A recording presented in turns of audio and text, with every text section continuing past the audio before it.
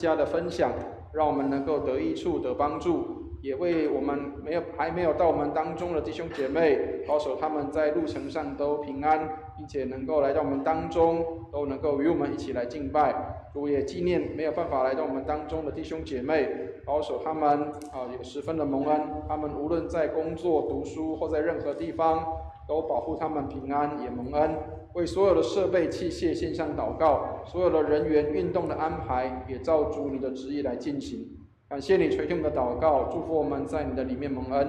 祷告奉耶稣基督的圣名。弟兄姐妹，让我们预备心来敬拜上帝。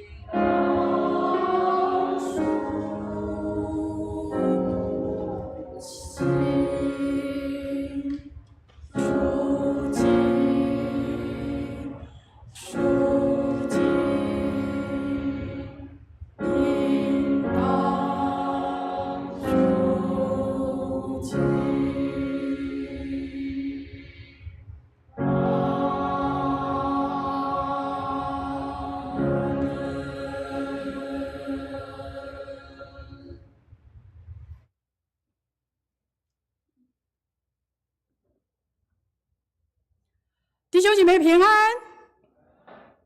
让我们安静我们的心，跟随着神的话语，开始今天的主日崇拜。请听上帝的话语。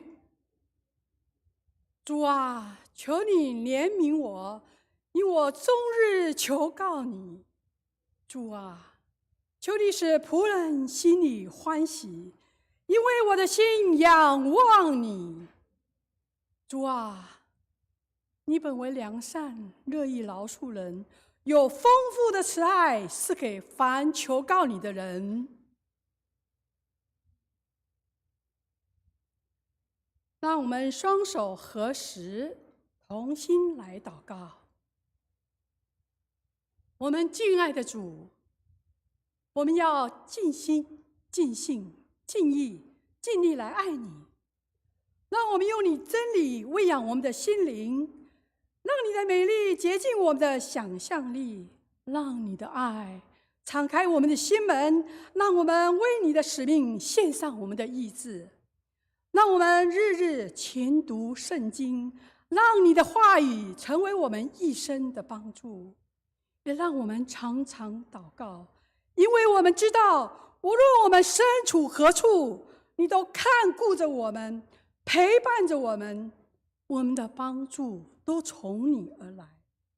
我们谢谢你拣选我们，让我们成为你的孩子。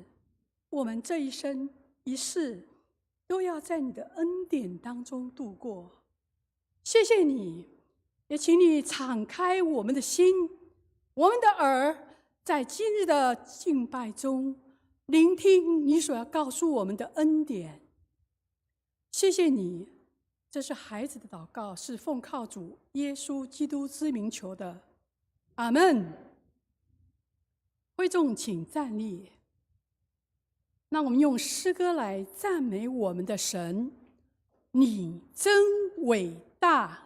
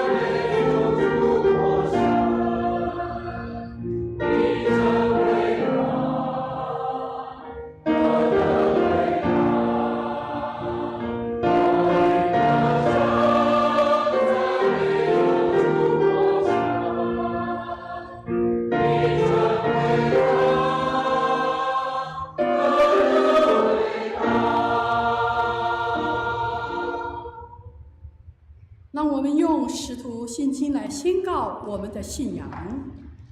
我信上帝全能的父，创造天地的主。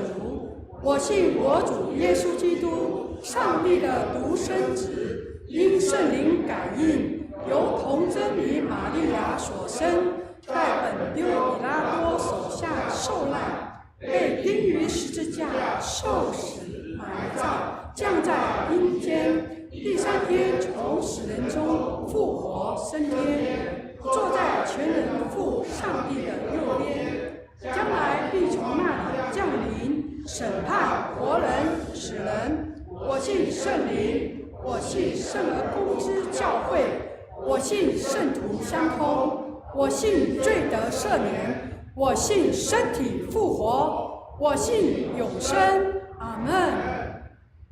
荣耀颂。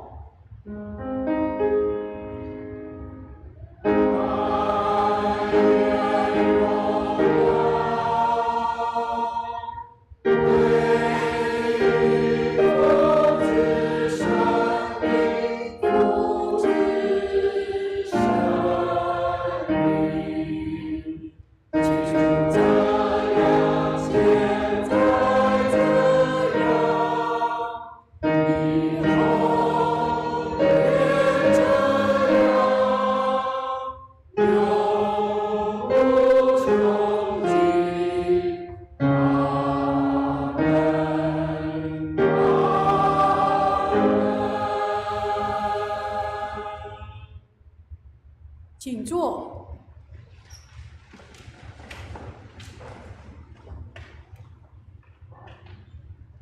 今天的起应文在诗篇第81篇第1节10到16节，在我们旧约611页。由我来起，会众来应。最后一句呢，让我们同诵。你们当向上帝我们的力量大声欢呼。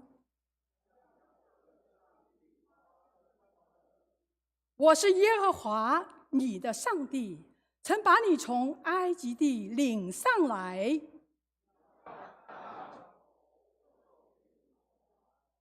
无奈我的民不听我的声音，我便任凭他们心里刚硬。深夜我的民肯听从我，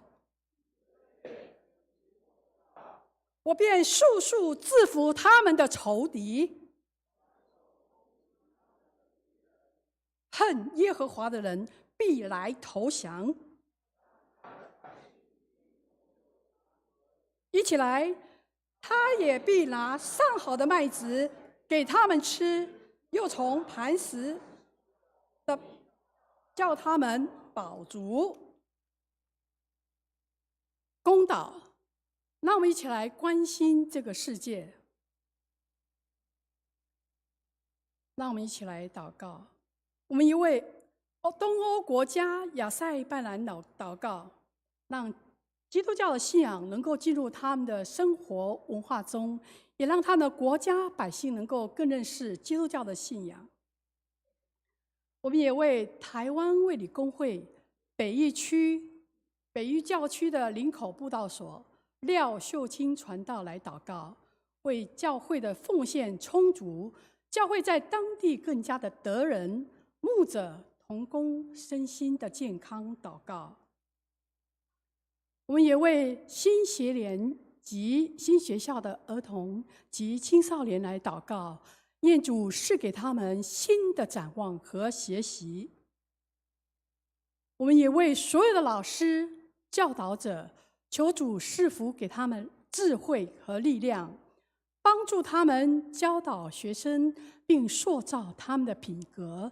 也求主保守所有的老师的家庭，让他们在家人和朋友的爱中得到支持和力量。让我们一起来用主祷文宣告我们的信仰。我们在天上的父，愿人都尊你的名为圣。愿你的国降临，愿你的旨意行在地上，如同行在天上。我们的日用饮食，今日赐给我们，免我们的债，如同我们免了人的债，不叫我们遇见试探，救我们脱离凶恶。因为国度、权柄、荣耀，全是你的，直到永远。阿们。圣道理，今天的经课由小平姐妹来为我们攻读，有2个出处，一个是在耶利米书2章4至13节，及希伯来书13章1到8节、15到16节。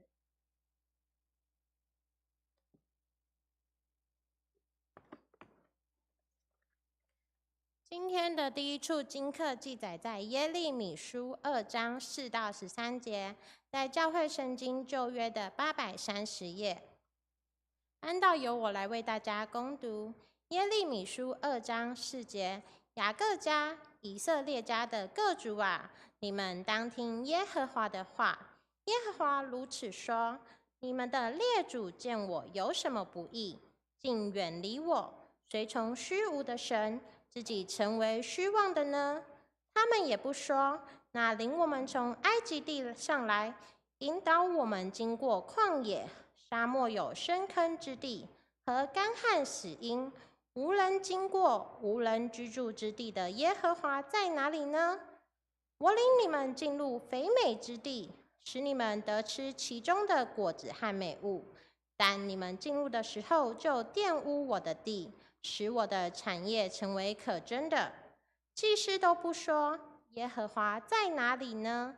传讲律法的都不认识我，官长违背我，先知借巴力说预言，随从无义的神。耶和华说：我因此必与你们争辩，也必与你们的子孙争辩。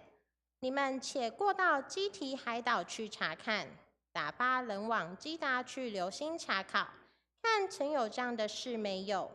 岂有一国换了他的神吗？其实这不是神，但我的百姓将他们的荣耀换了那无义的神。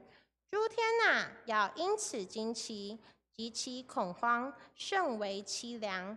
这是耶和华说的。因为我的百姓做了2件恶事，就是离弃我这活水的泉源，为自己凿出池子，是破裂不能存水的池子。第2处经文记载在希伯来书13章1到8节、15到16节，在教会圣经新约的250页。翻到一样，由我来为大家攻读希伯来书13章1到18节。你们务要长存弟兄相爱的心，不可忘记用爱心接待客旅，因为曾有接待客旅的，不知不觉就接待了天使。你们要纪念被捆绑的人，好像与他们同受捆绑；也要纪念遭苦害的人，想到自己也在肉身之内。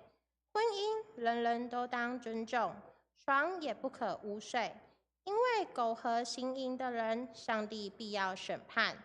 你们存心不可贪爱钱财，要以自己所有的为主，因为主曾说：我总不撇下你，也不丢弃你。所以我们可以放胆说：主是帮助我的，我必不惧怕。人能把我怎样呢？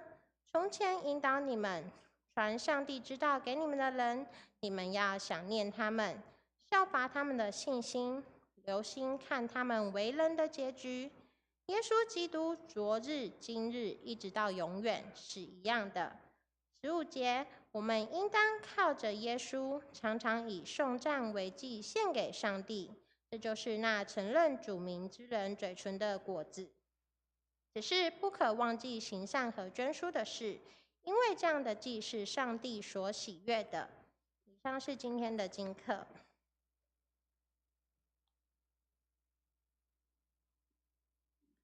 今天的正道经文在马太福音第1章18至25节，还有第2章的13至23节，在新约的第1页、第2页。大家翻到之后，由我来攻读。耶稣基督诞生的事记在下面。他的母亲玛利亚已经许配了约瑟，还没有迎娶，玛利亚就从圣灵怀了孕。她丈夫约瑟是个义人，不愿明明的羞辱她，想要暗暗的把她休了。正思念这事的时候，有主的使者向他梦中显现，说：“大卫的子孙约瑟，不要怕，只管娶过你的妻子玛利亚来，因她所怀的孕是从圣灵来的。她将要生一个儿子，你要给他取名叫做耶稣，因他要将自己的百姓从罪恶里救出来。这一切的事成就，是要应验主借先知所说的话，说必有童女怀孕生子，人要称他的名为以马内利。以马内利翻出来就是上帝与我们同在。约瑟醒了起来，就遵着主使者的吩咐，把妻子娶过来，只是没有和他同房。等他生了儿子，就给他取名叫耶稣。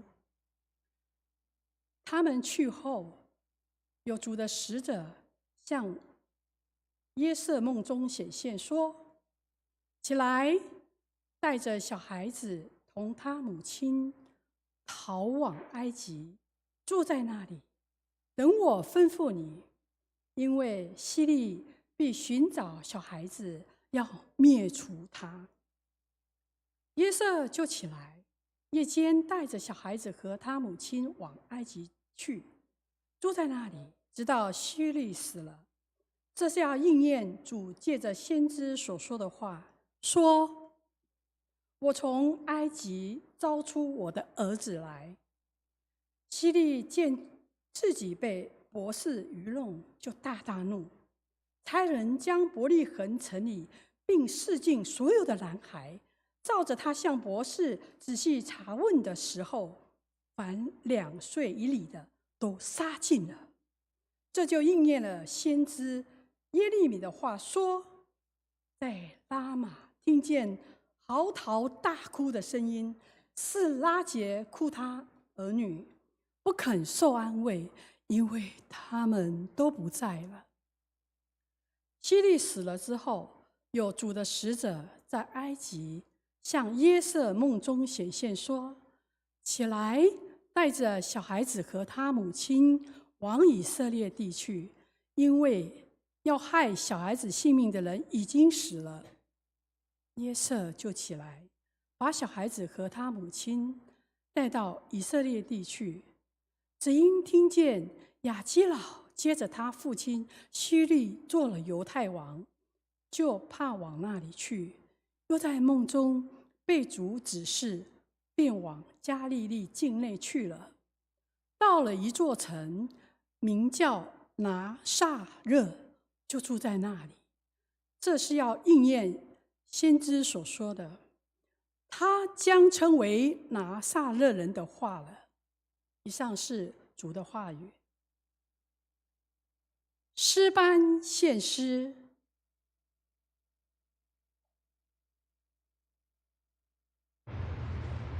今天所献的曲目是：耶和华是我的牧者。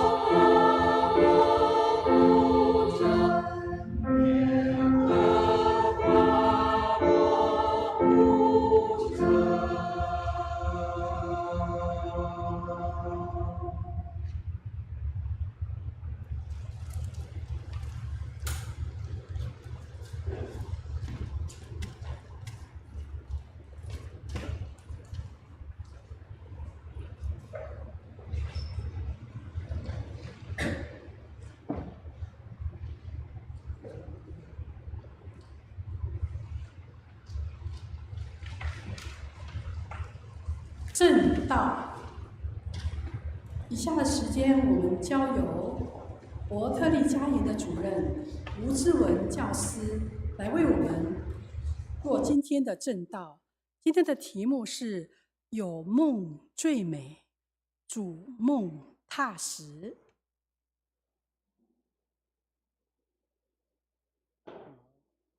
牧师、弟兄姐妹平安。感谢教会对牧恩之家长期的支持，再次的让牧恩之家来到贵教会分享信息。那我们今天很荣幸能够代表牧恩之家来到教会，跟弟兄姐妹们一起敬拜。那我们也有弟兄会献诗，也会证道，这些都是为了要见证上帝的大能，上帝舍己的爱与恩典。那我们先请我们的弟兄来献诗，为主发光。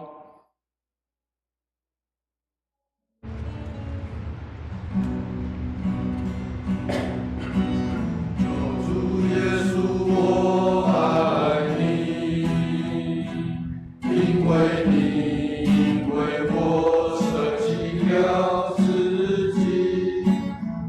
主耶稣，我爱你，因为你赐给我你的生命。主耶稣，我爱你，因为你的爱充满我的心。主耶稣，我爱你，因为你赐给我新的生命。见我沮丧，你是最往心灵忧伤，心里没有主，没有平安。见我瞎眼，因主怜悯，竟得看见，愿我生命为耶稣发光。见我沮丧，你是最往心灵忧伤，心里没有主，没有平安。见我瞎眼，因主怜悯，竟得看见，愿我生命为耶稣发光。为主发光这首诗歌是我们对主的感恩与回应，感谢主从罪恶当中拯救我们，我们也回应主，希望能够为主发光。那今天我要证道的题目是“有梦最美，主梦踏实”。有梦最美，主梦踏实。有梦最美，希望相随。不知道我们对这句话有没有很熟悉？这是我们前总统阿扁先生的座右铭。他常常用这句话来鼓励民心说：只要我们坚持最美、最好的理想，美梦一定会成真。还有一句香烈士的话说：“有梦最美，逐梦踏实。”意思说，我们人生要有目标，要有梦想，人生才会美丽。而要完成梦想，就要脚踏实地。弟兄姐妹们，你们还记得我们读国中小的时候，老师都会出给我们一个作文题目，叫做“我的梦想”。你们还记得你们写什么吗？我还记得，因为我很努力的要完成这个梦想。我的梦想是要当一位老师，这是我父亲对我的期待。我父亲捕鱼为生，他觉得很辛苦，他希望我长大后也不要这么辛苦，能够当一位老师。所以我把我父亲对我的期待当成我的梦想，我很努力的读书。国小的时候成绩都是名列前茅。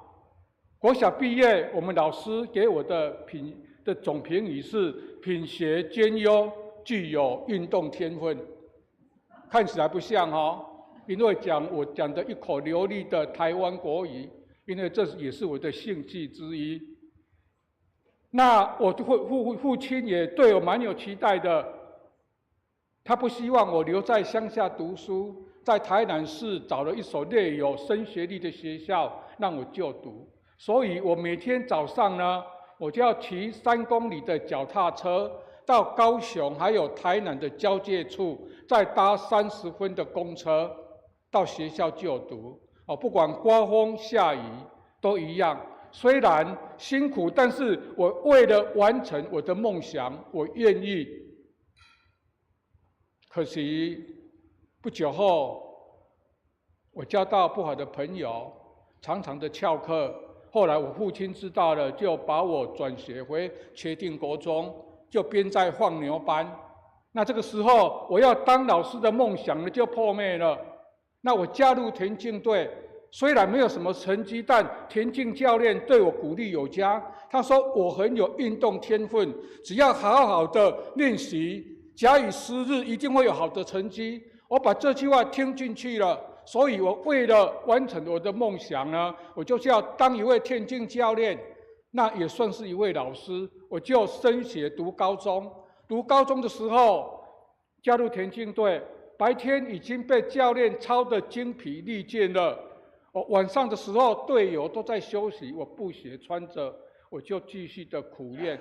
然后练了一段时间，小有成绩。我高1的时候就代表学校参加高雄县那个中等学校运动会，高中组我就荣获第3名。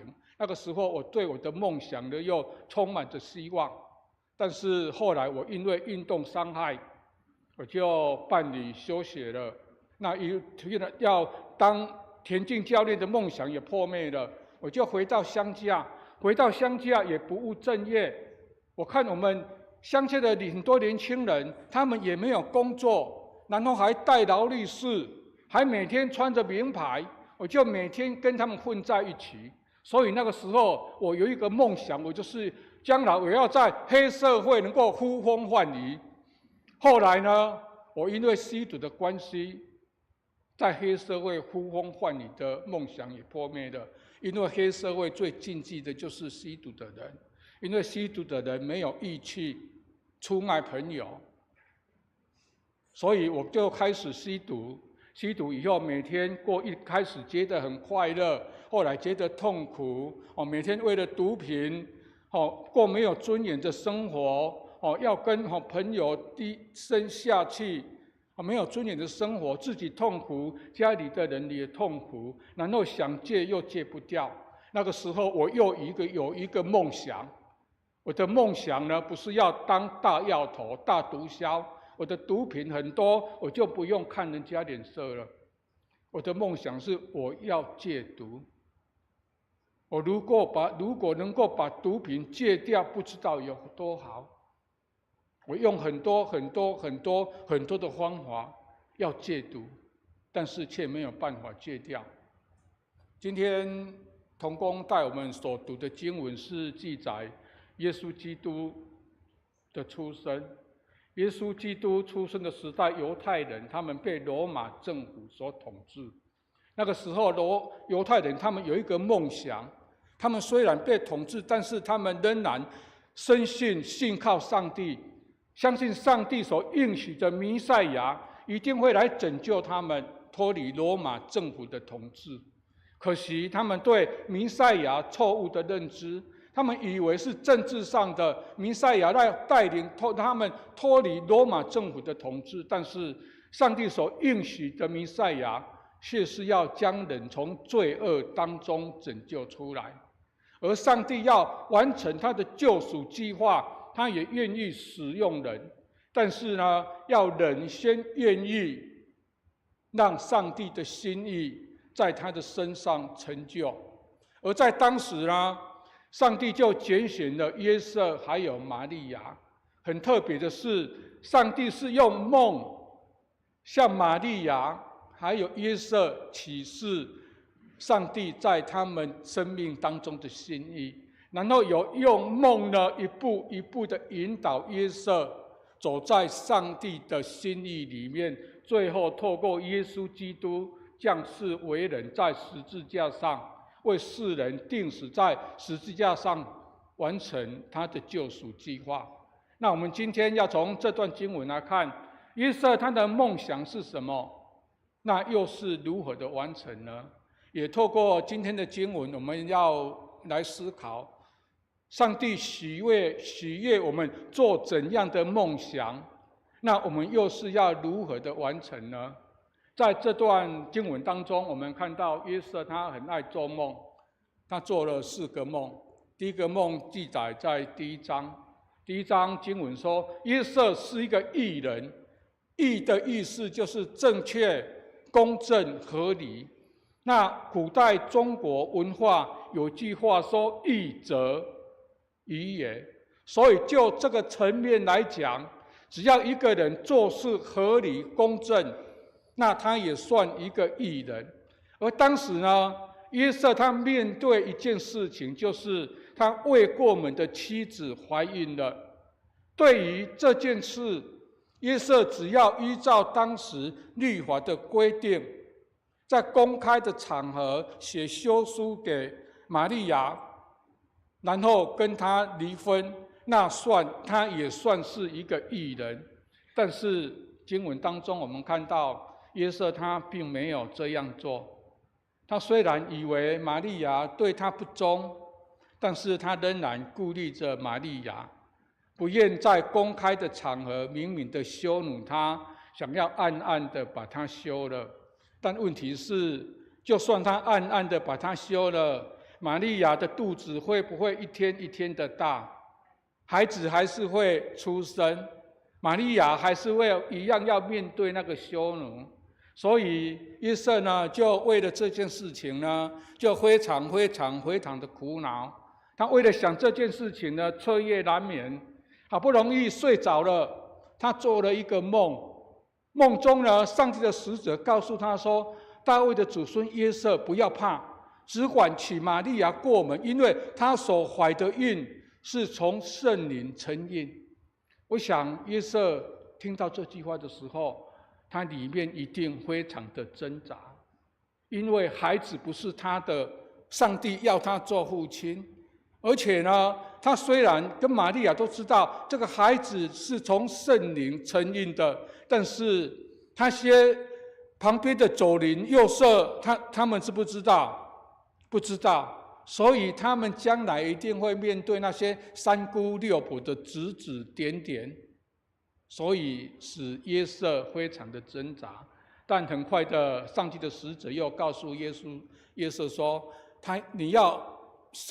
玛利亚要生一个孩子，你要给他取名叫耶稣，因为他要将他的百姓从罪恶当中拯救出来。说这个孩子就是弥赛亚，他来到世上呢，就是要救赎世人，脱离那个罪恶。接着说，人要称他的名为以马内利，就是神与人同在，说这个孩子就是上帝，就是神，他道成了肉身来到世上，然后约瑟就醒来了，就把玛利亚迎娶过来。约瑟为什么最后他愿意迎娶玛利亚过来？因为这个梦让约瑟他有一个梦想，他的梦想就是他愿意让上帝的心意在他的生命上当中成就，就算呢他愿意放下自己，就算呢他被指指点点，面对羞辱，他就一样也愿意。很快的过了几个月，耶稣基督就出生在伯利恒。耶稣诞生的时候，圣诞节的时候普天同庆，不管是信主的、未信主的，见面的时候都会呼道一声什么？圣诞快乐！特别是基督徒，三更半夜的时候还在道圣诞快乐。我们还有在报佳音吗？我是第4代基督徒，平安夜的时候，我睡到半夜的时候，就会听到像天使美妙的歌声，唱着平安夜、圣诞夜，然后会有很大声的唱着说：“祝你圣诞快乐，祝你圣诞快乐，圣诞快乐。”但是想一下，约瑟当时的时候，他快乐吗？一开始应该很快乐，因为他生了一个孩子。就是那个救世主，是弥赛亚。我想约瑟呢，每天晚上一定看着婴孩耶稣，然后很满足的他睡着了。可是有一天他做了一个梦，梦中上帝的使者告诉他说：“起来，带着孩子同他的母亲往埃及去，因为希律要寻找这孩子，要除灭他。”然后约瑟呢，就马上带着孩子往埃及去了。所以第2个梦呢，是怎样？使约瑟心生恐惧害怕，逃到埃及。但是呢，这却是什么？应验了先知所说的话：“我从埃及招出我的儿子来。”过了不知道多久，几年，约瑟又做了一个梦。梦中，上帝的使者告诉他说：“起来，带着孩子同他的母亲回到以色列，因为要害这个孩子的人已经死了。”这个是好消息还是坏消息？好消息，可以返回故乡吃美味了，不用再流落他乡了。但是当他回到以色列的时候，却发现他的儿子亚基老作王，依然是一个暴君，那个威吓仍然存在。第3个梦使约瑟呢心慌意乱，心生恐惧害怕。为什么上帝你叫我回来，但是那个威吓危险仍然存在？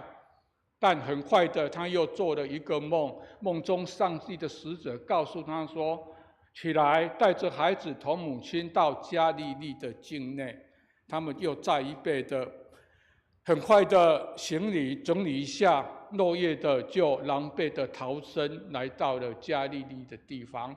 但是这却也是应验先知所说的话，说他要称为拿撒勒人耶稣。约瑟的梦美吗？一点都不美。梦使约瑟内心挣扎，备受煎熬，心生恐惧害怕。但是这一切的一切，却都是在上帝的计划里面，为的是要应验上帝托先知所说的话。约瑟他的梦想，他不是做自己的梦想，而是做上帝要他做的梦想。约瑟的梦想不是自己的雄心壮志，要功成名就，要享受荣华富贵。他的梦想是他愿意让上帝的心意在他身上成就，甚至他愿意放下自己。约瑟的梦想是一个有价值、有生命高度的梦想。他的价值在哪里？他的价值在于他做的梦想，他不是求自己的益处，而是求别人的益处，让别人有份于上帝的救恩。他的生命高度在于，他为了让上帝的心意在他身上成就，他愿意放下自己。在过程当中，虽然艰难，遇到困难、挑战、危险，但是他仍然坚持的走在上帝的心意当中。那约瑟的梦想是一个有价值、有生命高度的梦想。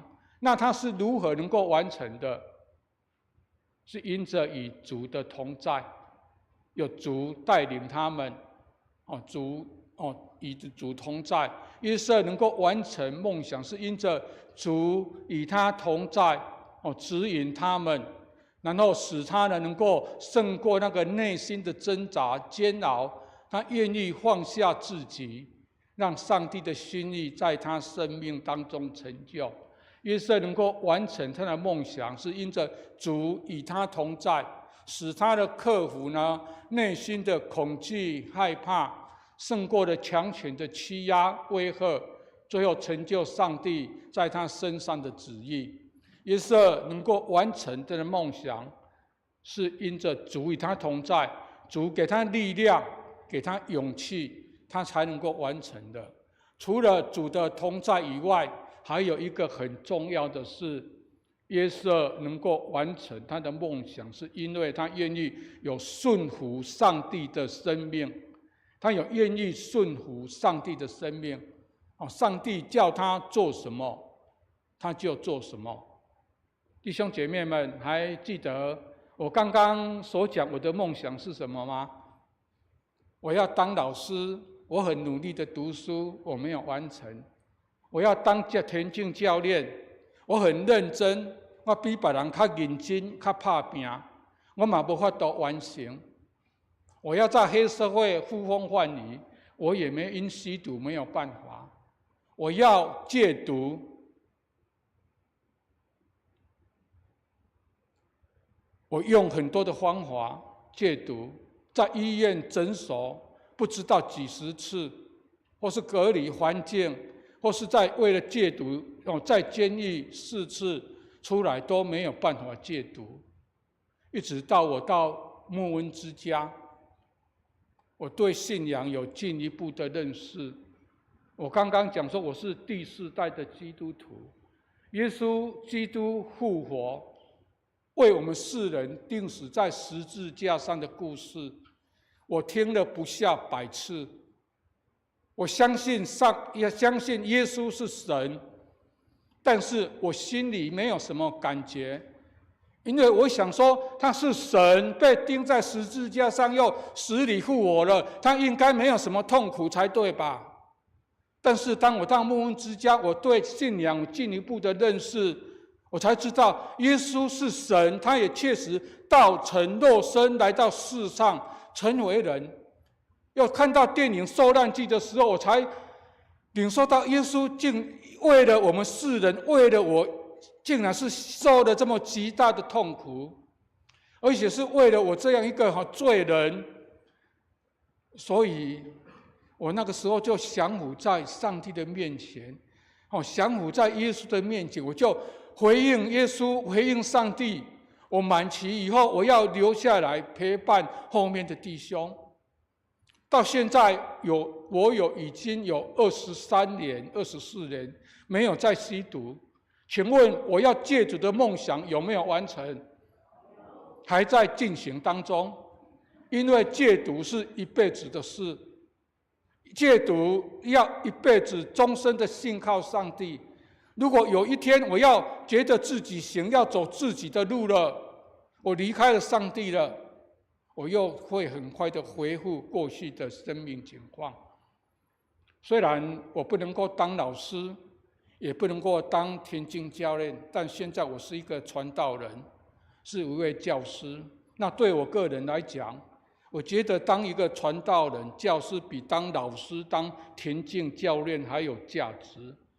当老师或许可以作育英才，对国家社会有贡献。作为一个田径教练，或许可以训练一个选手为国争光，但是当传道人可以陪伴一个人，让他们认识福音，让他们的灵魂能够得着拯救。你觉得哪一个有价值？特别是我又是在戒毒村服侍，我觉得更是价值了，因为我可以陪伴那些被毒品捆绑中的人，与他们生活，一起陪伴他们，一起对付他们的生命，也对付自己的生命，那从戒毒到现在已经有23、24年的时间，不是2、3年的时间就能够完成的。这个过程是要付代价的，要付什么代价？除了时间的代价以外，还要流泪，还要顺服，还要祷告。什么时候会流泪？当我们陪伴弟兄，弟兄不领情，而且还处处的跟你作对，挑战你，戏弄你的时候，心里面就觉得委屈。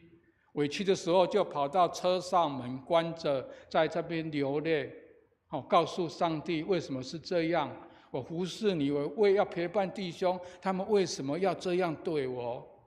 上帝呀，我接下来我不知道要怎么做。上帝，你告诉我。上帝说：“你不是说要回头兼顾弟兄吗？你曾去跟弟兄和好，去跟他讲对不起。上帝呀，有没有搞错？他对我这样，我没有错，我还要跟他和好，还要跟他说对不起。”上帝说：“去。”车门关着，眼泪擦一擦，就要去跟弟兄说对不起。现在回头一看，如果没有上帝给我勇气，没有耶稣基督的爱激励我，我想我没有办法走到现在。那你说现在这样的事情会不会再发生呢？一样会发生，但是我已经不觉得那是委屈了。因为我已经更清楚，上帝给我的使命就是要陪伴弟兄戒毒，而戒毒呢，就是要改变生命，要对付生命的。那弟兄要对付生命，就会有很大的不适应，就会有情绪的反弹，还有言语的反弹攻击。那首当其冲的是谁？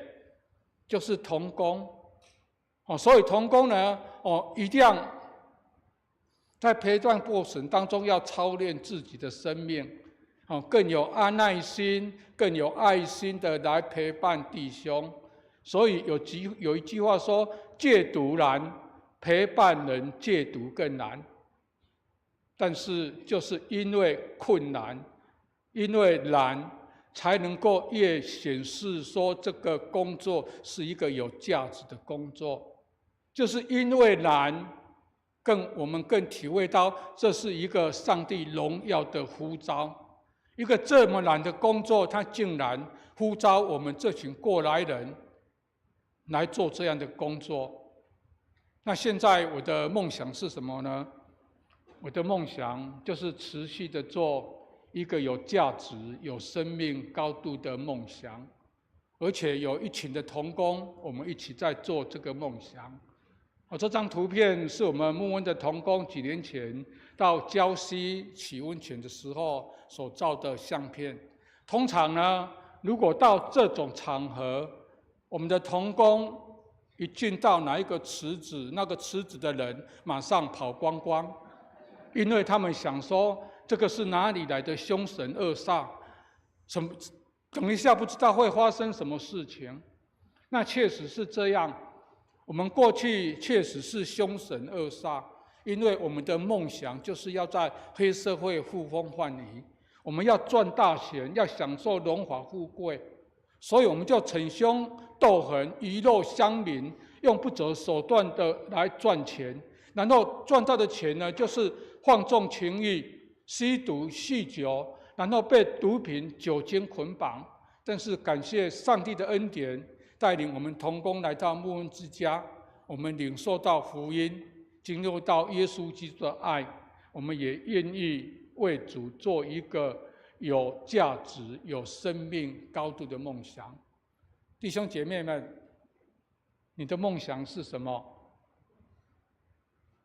五子登科，那五子要有银子、有钱、有车子、有房子、有妻子、有儿子，还是我今年的梦想是什么？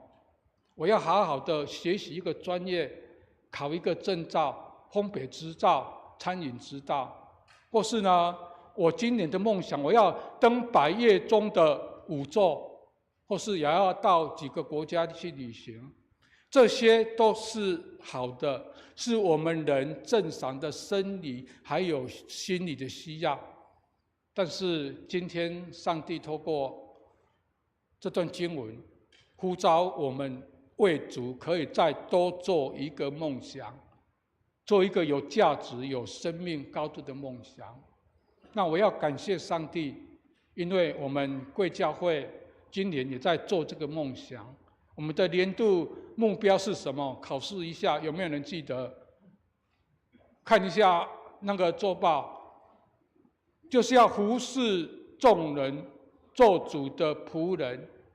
这个就是一个有高度、有生命高度的梦想。我们可以做这样的一个有自己的梦想，我们还可以多做一个梦想，就是为主多做一个有价值、有生命高度的梦想。我们可以多参与教会的一些服事、社区的关怀，或者就是祷告会，那个就是一个服事。那我们不用担心，我们没有办法做什么，我没有专业，我书读不多，我年纪大了，这些或许都是困难，但是我们不用担心，因为有教会的牧者，有教会的同工会陪伴我们。最重要的是有以马内利的上帝与我们同在，要在我们在服事的过程当中，让我们经历到上帝的奇妙，还有上帝的恩典，上帝的信实。我们参与服事的时候，也不用担心说，那我没有时间去做我的事了啊，不用担心，因为耶稣告诉我们说什么？只要我们先求他的神的国，还有神的义，我们需要的一切都会加给我们。我们可以试试看，我们一起来经历上帝的同在，上帝的信实。我们也做一个有价值、有生命高度的梦想，透过我们去服侍人，能够引人能够认识耶稣基督。你想，这是一件多么有价值的事情？我们一起来祷告。天父，我们感谢你，从罪恶当中拯救我们。主，你拯救我们，也吩咐我们要往普天下去传福音，使万民做你的门徒。主，我们感谢你，透过在今天早上，你再一次的呼召我们每一个人，我们可以为主做一个有价值、有生命高度的梦想。主，我们相信，在我们的服事回应你服事的过程当中，你就会让我们经历到你是以马内利的上帝，你是一个信实、是行奇妙事的上帝。主，你帮助我们每一个人都能够让我们看到我们的生命的价值，就是能够服侍你，能够做你的仆人，服侍众人。我们这样祷告，是奉主耶稣基督的名，阿们。我们非常感谢吴志文教师用神的话语来坚固、激励、造就我们，也让我们更渴望让我们的生命能够有更一个高点，成为一个有价值、有生命、有高度的人。让我们一起来成就这些事情，也请大家能够透过一些行动为牧恩之家来奉献。回应奉献礼，回应诗歌。现在请会众起立，以回应诗歌来赞美神对我们的爱。请大家翻开新灵粮诗选376首，圣法兰西斯的祷告。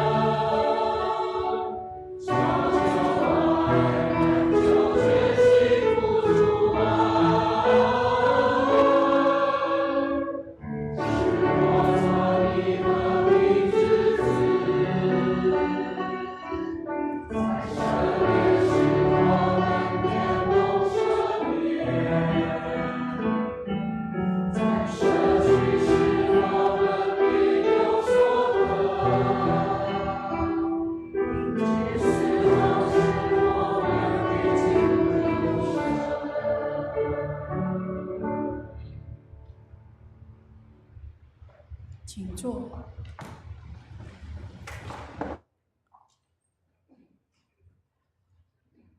请视线的同工到台前来，让我们一起来奉献。请大家预备心，恭敬的用金钱的奉献来表达我们对上帝的感恩。如果您是第一次来的新朋友，还未预备，或是不了解奉献的意义，也请您安静的坐在座位上，让奉献袋经过你的旁边。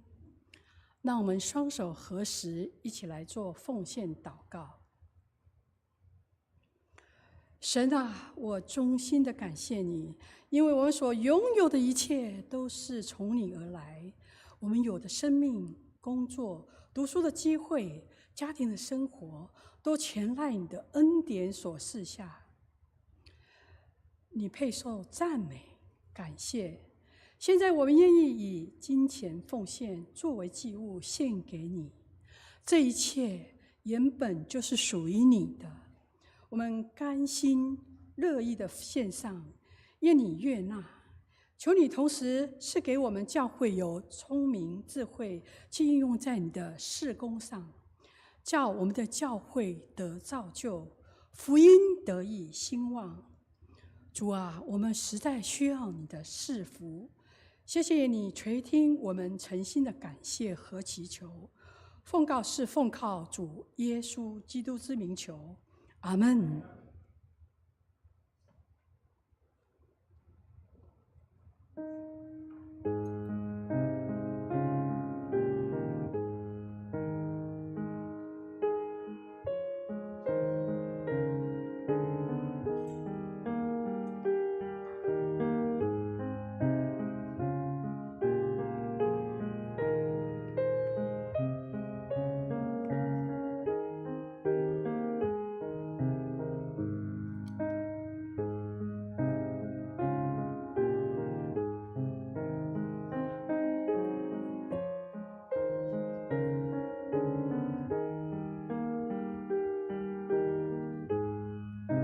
请大家一起站立。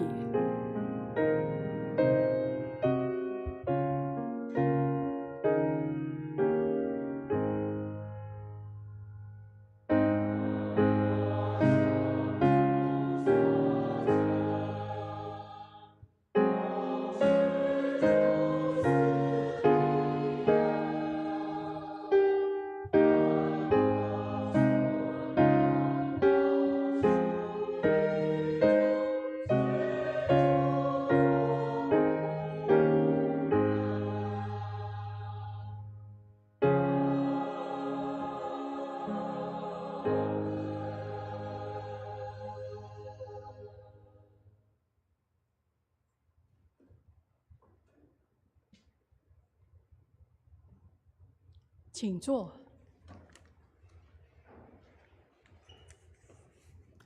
现在我们来进行问安差遣礼。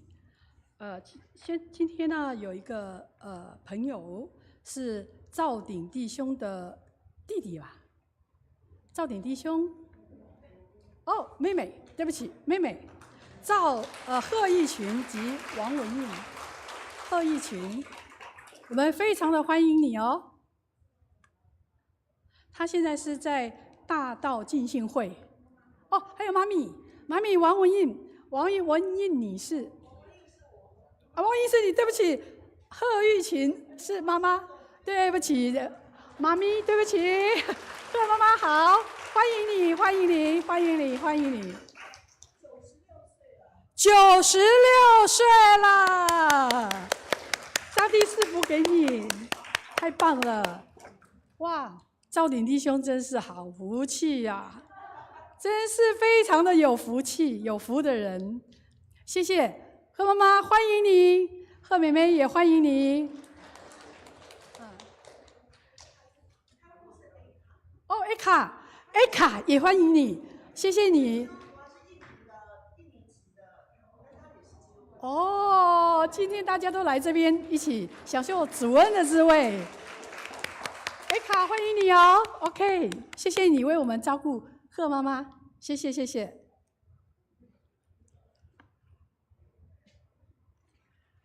那我们先来问安差遣礼 ，OK？ 那贺妈妈、贺妹妹、艾卡、王妈妈啊，对不起，王妈妈，哎呦，我有点就是王妈妈、文印 ，OK？ 欢迎你们，欢迎你们。然后我们现在来做一件事情，就是来问安差遣礼。然后我们先在座位上，大家快乐的唱一遍，要大声的唱出来，唱出你对上帝的爱 ，OK？ 好，一起来。然后第二次我们再起来，互相拱手不握手 ，OK？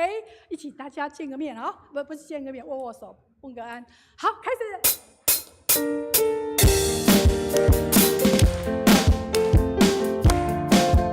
快乐的唱哦，大声的唱，把你的爱唱出来。我们成为一家人，因着耶稣，因着耶稣，成为神儿女。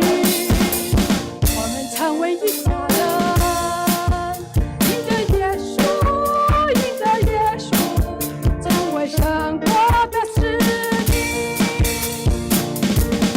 因着耶稣的奇迹，因着耶稣如光明。因着耶稣同享复活的生命，同享生命的喜悦，同在主爱中遇见。因着耶稣同sống同生的长远。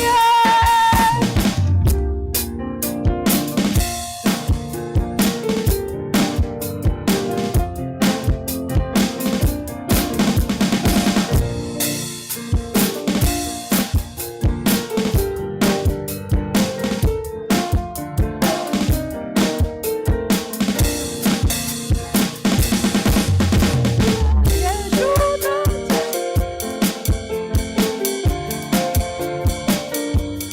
因着耶稣同享复活的生命，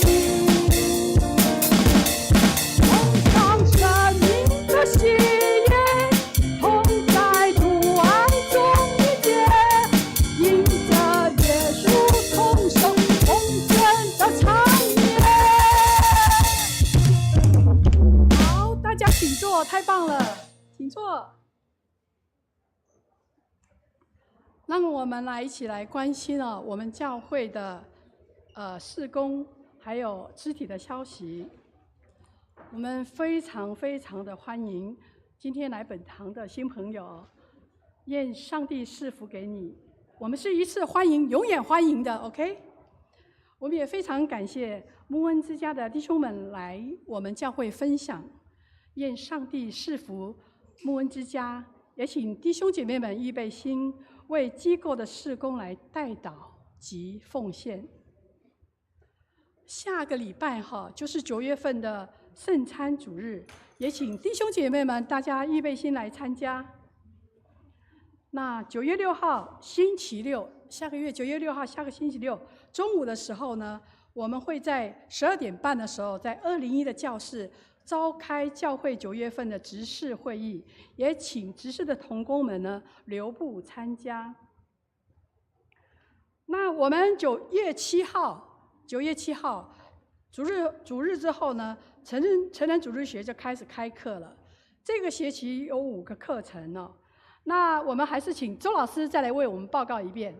周老师有请。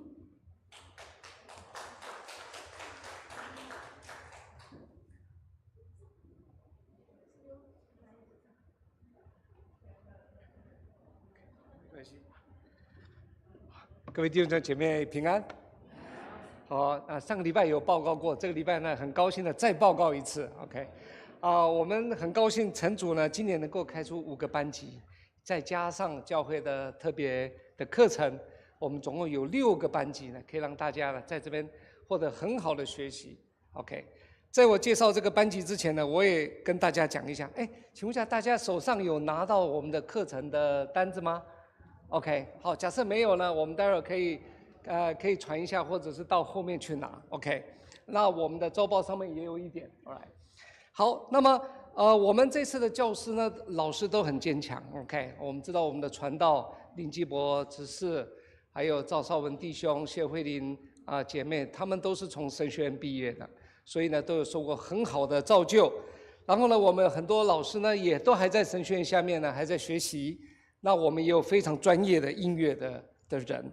OK， 所以呢，容我再快速的一个一个介绍一下。第一堂呢，我们假设你是刚刚到我们这边，或者是你对我们所信的不是很清楚，也搞不清楚跟外面有什么关系，欢迎你来参加我们的基要真理班。OK， 那将由我跟怀玉弟兄呢一起来跟大家来讨论，到底我们所信的是什么东西，我们不能够信错。紧接着呢，假设你想要了解圣经更多，因为这是我们最重要的一个经典。我们神的话语都记录在这里面。那我们的回真传道呢，他要给我们很完整的来介绍。那么这个时候你都可以对整本圣经呢，在我们一个学期之内呢，都能够完整的来了解。紧接着呢，我们会有2卷的深入的讨论。第一卷就是约翰福音导读，那将由我们林老师 ，OK， 他来带领。我们上次已经很感谢林老师了，对不对？在80几岁的时候还能够有这个体能啊。我希望我到80几岁的时候还站得起来哈 ，OK， 好，那这一班很热门了，现在报名的人已经很多了 ，OK。紧接着有路加福音那是承接上个学期一直到现在，他有2个呢，老师呢已经从神学院毕业了有一个老师呢还在里面呢学习之中，也欢迎大家呢尽量来参加。然后再来一个呢，就是一个比较呢历史上的一个课题，就是旧约跟新约当中的这段400年的时间发生了什么事情。那将来有我们何弟兄呢，还有王如君姐妹呢，一起来跟大家分享在这当中发生的事情。看起来好像很沉寂，但是神总是在各个地方运作。OK， 那最后面呢，我们有一个呢很轻松的，假设大家上课觉得累了，欢迎来这边听听。或者是你对音乐呢特别有负担，特别有感觉的，请你一起来参加我们的诗歌欣赏与教唱。那这个将会在我们的1楼的副堂。那我们现在还有一个地方要征求大家的，就是我们各班目前都还没有班长假设你在服事上面，你很想要试试看，很想要帮忙，你可以找几个人，因为你的时间未必能够每个礼拜配合，对不对？然后呢，大家一起在这个班级里面，一边帮忙，一边来聆听神的话语，希望大家呢，在紧接着9月份开始的课程里面，都能够好好的学习，能够让我们更加认识神，让我们的生命呢有梦让我们的生命是有价值的。好，那我就报告到此，谢谢大家。现在呢，我想请问大家一个问题：一个礼拜呢有几个小时？一个礼拜有几个小时？有谁可以答得出来？大七老师，一个礼拜有几个小时啊？一个礼拜有几个小时？啊？168一路发，对不对？每个礼拜呢，我们来教会呢，我们成人主日学除了主日之后呢，还有成人主日学，你要花几个小时？1个小时吧？还是2个小时？可能1个半小时。1除以168，是不是时间很少？你从花很少的时间，你就可以获得非常非常丰盛的东西，有什么不好呢？有什么投资比这样更好呢？亲爱的弟兄姐妹们，我们真的非常渴望你。你看，我们林继博老师、邵文老师、慧玲老师、伟翔老师、赵鼎老师、卢军老师、周雄老师、怀宇老师、天一老师、卢军老师，大家就是用爱热情的拥抱你们。请你们大家记得，一定1个礼拜一路发168个小时，只有花1个小时或2个小时，请你继续再去听一些上帝渴望赐给你的东西，好吗？投资自己，跟上帝亲近，没有什么比这个投资是更好的。只有日日与主同行，把上帝的话吃进来，你吃不进来，这么多的老师来帮助你，我们的教会的牧师，还有今天我们老师都来帮助你，大家都愿意帮助你，让你的生命更璀璨。有什么不好呢？请大家找一个堂课去报名，好吗？为了造就你过往的人生，你之前的人生已经过去了，未来的人生还更璀璨。只要做一个选择，就是去登记，把时间预留出来，可以吗？声音太小了，可以吗？可以吗？请记得去登记，好吗？给自己一个机会，上帝非常非常的爱你 ，OK？ 给上帝机会，好吗？好，我继续，对不起哦，讲太多，来，好，本周第6了，本堂的60周年纪念袋哦，我们开放让弟兄来认购，一个200块钱。需要堂庆纪念刊物的会友们，也请大家去布告栏上面登记你的姓名、数量。这次我们登记的时间预留到8月31号，就是今天呢。所以您想要的话，赶快去登记 ，OK？ 教会会为你预备。然后为了帮助弟兄姐妹们认识圣经哦，我们呢，我们的潘传道呢，他在9月6号的每个星期六上午10点到11点。也开办圣经中览的课程，那这个课程是所谓的红本门徒的先修班，那请弟兄姐妹们来报名。那这是需要书籍的哦，圣经中览的是由宗主来出版的，你可以自备，也可以开课之后统一订购，一本390块 ，OK？ 请预留时间给自己的生命，让自己的生命更璀璨 ，OK？ 9月19号开始了，我们呢卫理神学院推广了教育课程《基督徒的传讲艺术》，已经达到了预定的人数10个人，所以我们9月19号开始，请这些同学们每天晚上每个礼拜5的晚上7点到9点准时上课。再来，总会教育委员会呢将要开办一个非常有趣的一个活动，叫做儿童事工同路人联谊，轻松玩桌游，轻松玩桌游。所有的人都可以参加，不是小朋友，大家老人都可以来参加。让我们呢，不管你退休了没有，还是你在工作，你都可以丰富你生命的东西很多。教会就有很多的活动，欢迎大家来参加。然后我们就可以在那个下面的那个布告栏去登记啊。那这次我们为了会堂的教育部呢，鼓励所有的有兴趣及相关事工的朋友们来参加，所以这次我们所有的费用全额补助哦。那请报名就一定要出现哦 ，OK。那我们为了鼓励我们本堂的青少年他的小朋友们的学习哦，所以我们本堂的教育部门也开始办理113年度奖学金的申请，从今天开始就可以送件了哦，收件时间到9月26号，所以请这些申请的办法在布告栏上面都有张贴哦，大家可以去看表格，如果孩子有这个条件的话，就请帮他申请。激励他，鼓励他。那经过审核通过之后，我们就择日就会颁发这个奖学金。OK。那我们也一起来为我们的教会复兴守望哦，邀请弟兄姐妹们参加实体的课程哦，在礼拜4的晚上7点半查经祷告，为我们教会的各项事工关心来祷告。OK。那周报呢上面有登载我们很多肢体的消息，身体不适的弟兄姐妹们，也请大家每天在祷告的时候，大家来为我们弟兄姐妹来代祷，也为我们教会年长的会友们身心灵来祷告。OK， 祝福你们。牧师有没有需要补充的？谢谢我们的秀薇姐妹，我觉得她很适合去做推广的那个工作啊。对，她本来就是 sales 了。对，好，感谢主哈，让我们可以透过这些的一些报告，然后让我们可以得帮助、得祝福。那我们今天也很高兴，我们的牧恩之家的同工他们也都来到我们当中，还有吴志文教师哈，我们再次的欢迎他们好吗？谢谢。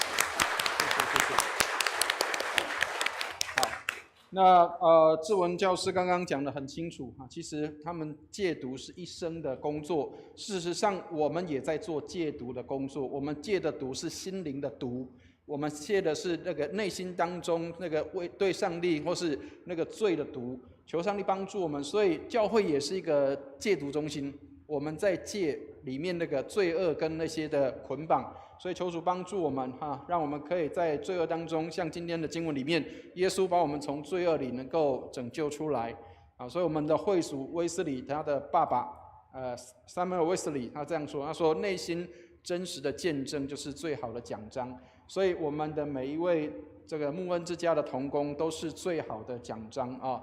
所以各位如果有看到我们在楼下1楼的地方，我们有一张那个牛皮上面刻的我们60周年的教会的一个庆祝的一个那个牛皮的一个礼物，这个是牧恩之家送给我们的哈。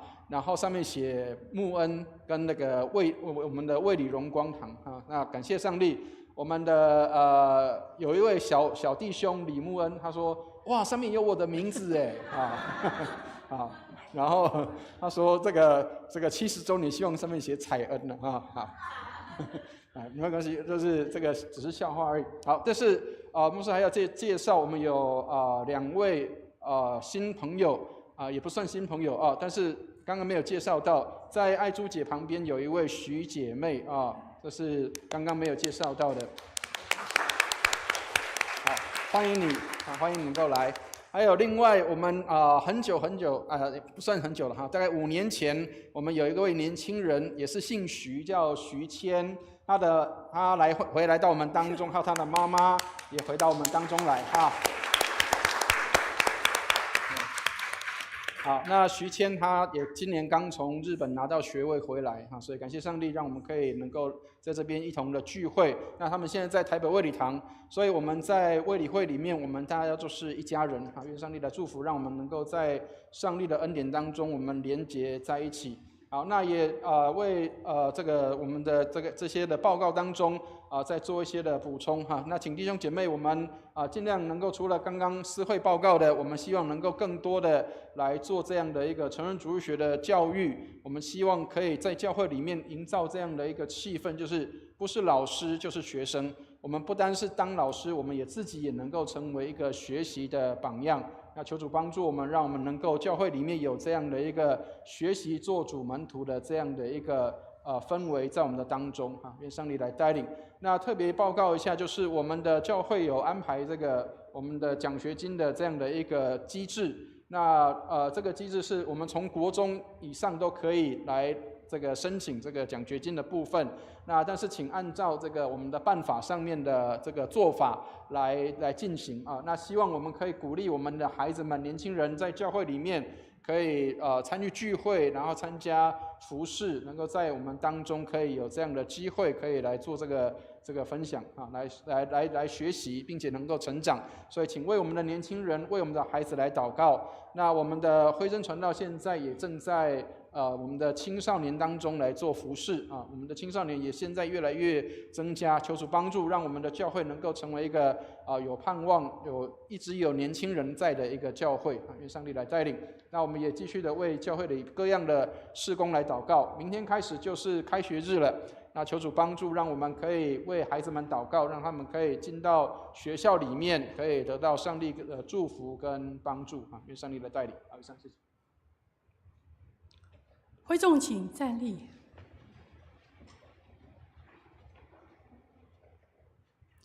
3、1颂。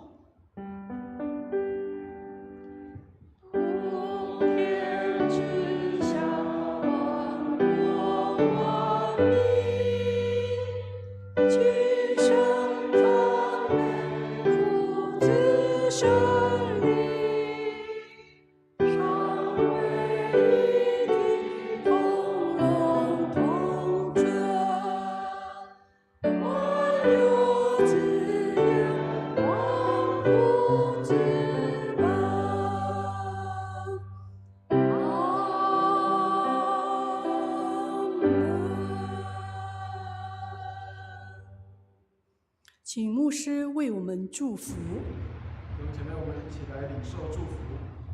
亲爱的天父，感谢你赐我们丰盛的恩典，把我们从罪恶过犯中拯救出来，帮助我们，让我们能够在离开这些的罪恶捆绑之后，我们能够来兼顾我们的弟兄，让我们的弟兄们也能够得着这样赦罪的恩典。谢谢你，让我们能够成为福音的使者，使人因我们得祝福、得帮助。愿我主耶稣基督的恩惠、天父上帝的慈爱、圣灵的感动与交通，常与我们众人同在，从今时直到永永远远。阿门。阿门颂。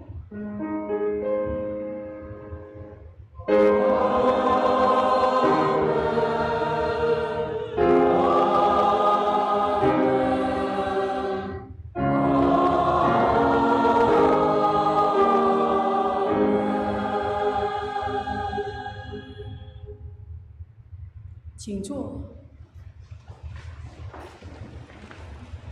殿宴。